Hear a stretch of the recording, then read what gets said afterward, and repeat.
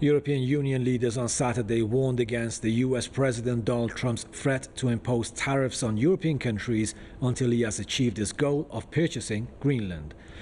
The threat is part of Trump's ongoing push to acquire the Arctic island, which is an autonomous territory of Denmark. European Commission's President Ursula von der Leyen and EU Council President Antonio Costa condemned Trump's tariff threat, warning that it could undermine Europe's unity. The leaders stressed in a social media post that tariffs will undermine transatlantic relations and risk a dangerous downward spiral. They stressed that despite Trump's threats, Europe will remain united, coordinated, and committed in its response.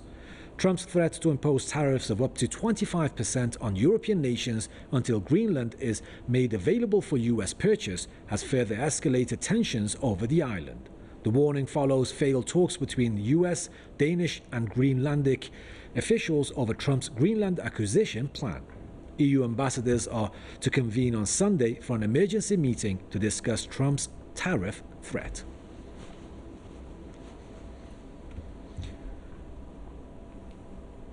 And to get more insight on this, we are joined by Mr. Jim Kavanagh, political analyst and blogger, joining us from New York. Mr. Kavanagh, good to see you again. Mr. Kavanagh, your thoughts on Donald Trump to impose tariffs on the opposing European countries, and what does it mean that it could undermine Europe's unity? I mean, shouldn't this strengthen the unity against the US, or in this case against Trump? Yeah. Thank you for having me, first of all.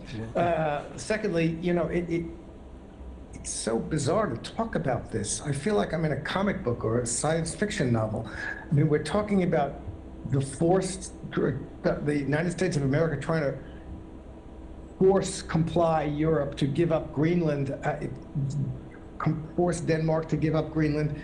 It is so silly. And as you say, you know, whatever it's doing to the unity of Europe, it's certainly breaking up the unity of Europe and the United States. And it's going to undermine NATO. It's hard to understand what the logic of this is. You know, the United States had agreements with Greenland that allowed it to do just about anything it wanted. It had agreements with Denmark that allowed it to do just anything it wanted in Greenland. They could set up any military base they want. The Danes would allow them to go in and mine. I mean, there's no need for this. This is just a kind of obsession, a bizarre obsession of Trump's that we're talking now in a world that's gone mad, you know, kidnapping a head of state and trying to force your allies to give up territory that you don't really need. You know, Michael Hudson, the great economist, said something in Trump's first term that I think is even more accurate this term. That is, he said, no left-wing party, no socialist, anarchist, or foreign nationalist leader anywhere in the world could have achieved what Donald Trump is doing to break up the American empire. And we're seeing this with the Greenland thing. It's kind of a ridiculous obsession that what are the Europeans going to do? The Europeans now, I mean, even Merz from Germany is going to go to Russia and say Russia's going to be a more reliable partner than the United States. So whatever comes of this is in the long run not going to be good for the United States. You know, the United States is a declining power, and this isn't saving it. But, you know, as we see, the United States still has a tremendous amount of military power and economic power that it will use to browbeat people into doing what it wants in the short term. But this is going to isolate the United States more than anybody else. And it's going to force the Europeans to decide what they're going to do. Unfortunately, the Europeans have been loyal puppies to the United States. And the only question now is whether countries like Germany, France, Britain, and Germany are going to go to Denmark and say, yeah, give up, give Trump Greenland, because we can't afford to fight them. We don't want to fight them. We want his help with other things. The Europeans have already kind of tied themselves as servile servants of the United States so much that we'll have to see what they're going to do. I don't know what the Europeans can do, but that's no good for the Americans. Donald Trump can't run the United States. He's going to run take Greenland as a 51st state. It doesn't make any sense. It doesn't help anybody. It's going to end up isolating the United States and furthering the decline of the American empire, but he doesn't see it that way. Mr. Kavanaugh, in 2 minutes, if you can, we don't have much time. How do you see the future relations between the U.S. and the European allies, especially with the initial tariffs that were imposed by Trump and now further tariffs because of they opposed Trump's acquisition move of Greenland? And you got the Ukraine war as well. They're not on the same page, are they?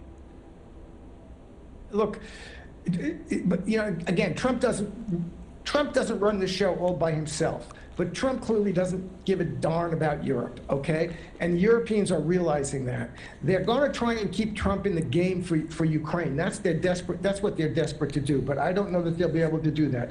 The relationship between the United States and Europe is going to get a lot worse. And it's going to be bad for the Europeans. It's going to be temporarily maybe a boost for the United States. But at the end of the day, it's going to undermine NATO. It's going to undermine the power of the United States in the world, because power depends on having these allies that it depends on, and that's going to start to degrade. And one important one is also trust, Mr. Kavanaugh, yes? Yeah, nobody can trust the United States. Look, you've got the president and his deputy, Stephen Miller, saying, we do what we want, might makes right, I don't care about international law. My personal morality determines what I do, not any international law. So this is a problem for everybody in the world, and everybody has to realize that's what they're up against now. It's a might makes right situation as far as the United States is concerned, and nobody can trust them, not even the Europeans. Thank you, Mr. Kavanaugh. There you have it, Mr. Jim Kavanaugh, political analyst and blogger, joining us from New York, the U.S. Thank you, Mr. Kavanaugh, for your time and your analysis.